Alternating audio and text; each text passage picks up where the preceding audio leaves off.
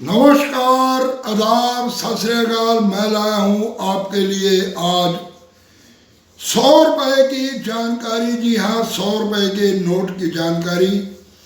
ऐसा नोट जो हिंदुस्तान की आज़ादी के बाद यानी कि 1950 के अंदर सबसे पहला नोट इशू किया गया। उस समय हमारे आरबीआई गवर्नर, जी हाँ, हमारे आरबीआई गवर्नर बी रामाराव हुआ करते थे और उस वक्त इस नोट को बनाया गया। इस नोट का टोटल जो साइज है, ये बहुत बड़े साइज का नोट था। साइज जो है 109 बाई 172 मिलीमीटर, यानी कि लगभग इतना बड़ा नोट। जी हाँ, ये 100 रुपए का इतना बड़ा नोट उस वक्त इशू किया गया। इसका बेस रखा गया लाइट ब्लू कलर के अंदर और उसके बाद मल्टी कलर में छापा गया इस नोट को। इस नोट को टोटल देखा जाए तो एक साइड पर इसमें है अशोका पिल्लर और दूसरी साइड में वाटर मार्क, बीच में लिखा हुआ 100 रुपीज़। उस समय हिंदी का प्रयोग नहीं किया गया बल्कि अंग्रेजी और उर्दू का प्रयोग किया गया। बैक साइड पे बनाए गए हैं इसके दो हाथी, एक तरफ वाटर मार्क वही आ जाता। जी हाँ, तो इस तरह की कुछ reserve bank of India 100 rupees. जी हाँ, उस समय टोटल नोट जो बनाया गया उसके अंदर इंग्लिश और उर्दू का इस्तेमाल किया गया। अब क्या जाती है नोटों की कीमत, किस किस मिनट में बनाए गए, कैसे बनाए गए। इनके लिए इसका सीधा सा एक तरीका है कि अगर आपको पहचानना है कि ये नोट किस प्रीफिक्स के अंदर बना है तो इसमें प्रीफिक्स दिया हुआ है, परंतु इसमें इनसेट नहीं है। इन नोटों के अंदर ये है प्लेन इंसेट के नोट में, परंतु इनको छापा गया बॉम्बे, कलकत्ता, मद्रास, कानपुर और दिल्ली की प्रेसों के अंदर। जी हाँ, और इसमें सीधा हिसाब इन्होंने ये रखा कि जो बॉम्बे के अंदर छापे गए उसका है ए प्रीफिक्स और जो कलकत्ता में छापे गए उसका है एच प्रीफिक्स, जो उसके बाद मद्रास में छापे गए वो है क्यू प्रीफिक्स के नोट, और जो कानपुर में छापे गए उसका है यू प्रीफिक्स, और जो नोट दिल्ली में छापे गए उनका है एक्स प्रीफिक्स। जी हाँ, प्रीफिक्स के हिसाब से ही पहचान होती है कि कौन से नोट किस प्रीफिक्स किस उसमें छापे गए। और जब मार्केट में हम इनको खरीदने बेचने जाते हैं तो वहाँ पर बात थोड़ा सा घुमाने की कोशिश की जाती है कि नहीं जी ये नोट फलानी कंपनी का छपा हुआ, ये महंगा। ऐसा नहीं होता, इसमें भी क्लियर सबको दिया हुआ। जी हाँ, तो मैं इस नोट के आपको दे रहा हूँ साथ ही इमेज। जी हाँ, और अब बताता हूँ आपको इन नोटों की कीमत। पहला नोट जो छापा गया बॉम्बे की मिंट से, जी हाँ, वो ए प्रीफिक्स और 0 से लेकर 12 तक, यानी कि A0, A1, A2, A3, A4, A5, इस तरह से 12 तक लेकर गए। और ये 12 यानी कि अगर कोई नोट छापा जाता है तो वो छापा जाता है सीधा 1 करोड़, यानी कि सिर्फ ये 12 करोड़ नोट छापे गए। ये छापे गए बॉम्बे की मिंट से। जी हाँ, और इस एक नोट की कीमत इस वक्त जो है जाती है लगभग 25,000 रुपये तक। जी हाँ, 25,000 रुपये तक। दूसरा नोट इसको इशू किया गया कलकत्ता की मिंट से और ये है एच प्रीफिक्स 001 से लेकर 15 तक, H/015 0 से लेकर 15 तक, यानी कि 15 प्रीफिक्स में सीधा सीधा हिसाब के 15 करोड़ नोट छापे गए और इसकी भी कीमत है वही लगभग 25,000 रुपये तक। तीसरा नोट छापा गया, ये छापा गया मद्रास से और इसमें क्यू प्रीफिक्स के अंदर छापा गया 0 से लेकर 11 तक। पहला छापा गया 12 तक, दूसरा छापा गया 15 तक और ये छापा गया 11 तक। 11 तक यानी कि इन नोटों की छपाई हुई 11 करोड़ नोट, और इस नोट की कीमत जाती है लगभग 25 से 30,000 रुपये तक। जी हाँ, और इसके बाद तीसरा नोट जो छापा गया, ये छापा गया यू प्रीफिक्स के अंदर U/0, 0 से लेकर 3। जी हाँ, बुक्स के माध्यम से देखते हैं तो कीमत कम है, यानी कि इसकी कीमत भी 25 से 30 हज़ार दिखाई गई है, परंतु ये कम प्रीफिक्स के अंदर छपा। जैसे मैं आपको कहता हूँ कि जिस नोट की मिंटेज कम हुई है उस नोट की वैल्यूएशन ज़्यादा हो जाती है। तो ये छापा गया कानपुर से, और इस नोट का सिर्फ 3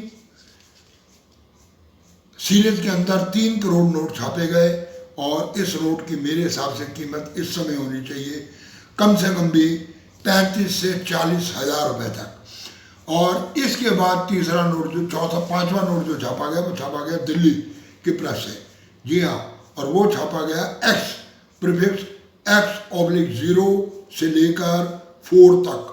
जी हाँ, वो छापे गए टोटल 4 करोड़ नोट। इसलिए अगर आपके हाथ में लगता है कोई ये नोट, तो आप ये देखो कि वो किस प्रीफिक्स में छपा हुआ है। अब मैंने आपको बता दिया कि कौन सा नोट कितना छापा गया।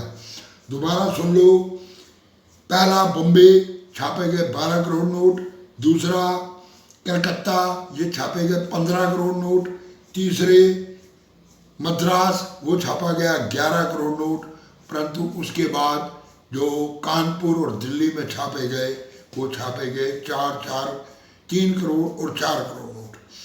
तो यानी कि दिल्ली और कानपुर के नोट जो है वो ज़्यादा रेयर हो जाते हैं, और मेरे हिसाब से उनकी कीमत कम से कम जानी चाहिए एक नोट की 35 से 40 हज़ार रुपये तक। अगर आपके हाथ में लगते हैं ये नोट तो रखो इनको संभाल कर, और अगर बेचने चाहो तो इस चीज़ का रखो ध्यान। और बाकी मैं आपको इस नोट की दे रहा हूँ इमेज, उस इमेज से आप नोट को अच्छी तरह पहचान सकते हैं। और प्रीफिक्स और इनकी छपाई की क्वांटिटी मैंने आपको बता दी है।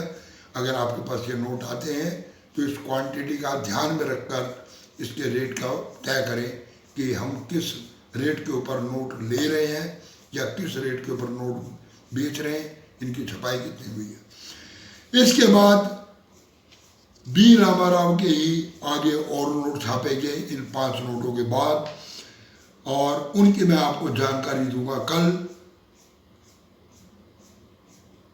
और इसके अंदर भी आते हैं काफ़ी अच्छे नोट, क्योंकि एक ही वीडियो के अंदर अगर बहुत सारे उनकी जानकारी दे दो तो हो जाती है दिक्कत। अब जाते हैं इसके थोड़े से हम इतिहास की तरफ।